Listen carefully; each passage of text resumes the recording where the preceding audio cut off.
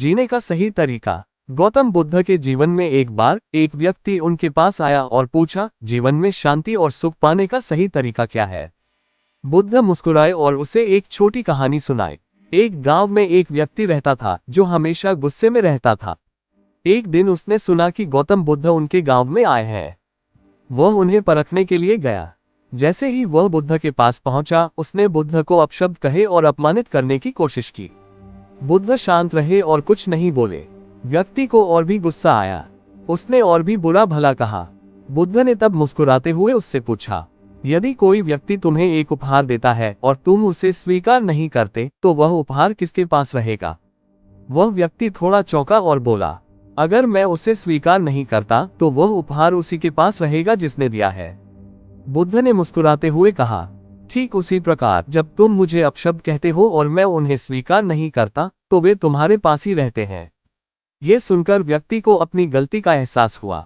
उसने बुद्ध से माफी मांगी और शांति का मार्ग पूछने लगा। 1. क्रोध और नकारात्मकता को अपने ऊपर हावी न होने दे। 2. जो चीजें हमारे नियंत्रण में नहीं है उनसे परेशान न हो। 3. शांति और सुख भीतर से आते हैं, बाहरी परिस्थितियों से नहीं। 4. क्षमा और धैर्य से ही जीवन में सच्ची शांति प्राप्त होती है।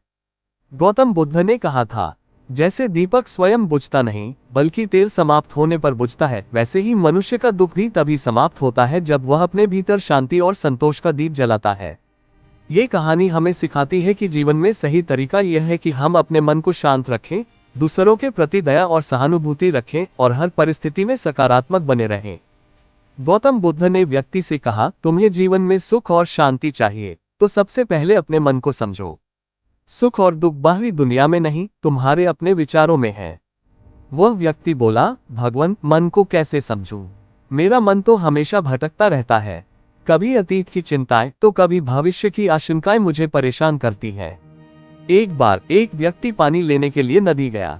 उसने अपनी बाल्टी में पानी भरा, लेकिन जब वह गांव की ओर लौट रहा था तो उसकी बाल्टी से आधा पानी गिर गया। गांव पहुंचकर उसने देखा कि उसकी बाल्टी में केवल आधा पानी बचा है। वह दुखी हो गया और सोचने लगा, मेरा आधा पानी रास्ते में गिर गया, अब मेरा क्या होगा। उसी समय एक दूसरा व्यक्ति भी वहां पहुंचा। उसकी बाल्टी में भी आधा पानी था, लेकिन वह खुश था। उसने कहा, मैं भाग्यशाली हूं कि मेरी बाल्टी में आधा पानी बच गया है। यह मेरे लिए काफी है। बुद्ध ने व्यक्ति से पूछा, तुम्हें क्या लगता है, दोनों में से कौन अधिक खुश था? व्यक्ति बोला, जो व्यक्ति अपने पास बचा हुआ पानी देखकर खुश था, वह अधिक संतुष्ट और सुखी था। बुद्ध ने कहा, यही जीवन का रहस्य है।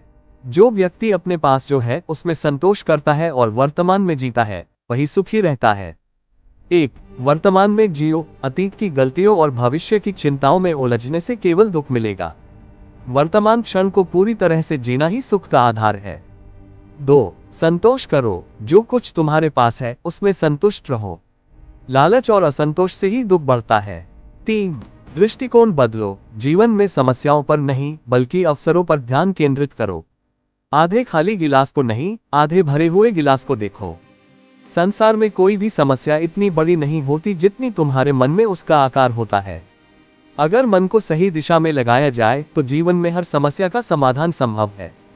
व्यक्ति ने ये सुना और कहा, भगवान, अब मैं समझ गया हूँ कि सुख बाहरी चीजों में नहीं बल्कि मेरे अपने दृष्टिकोण में है। बुद्ध ने मुस्कुराते हुए कहा, अब तुम सही रास्ते पर हो।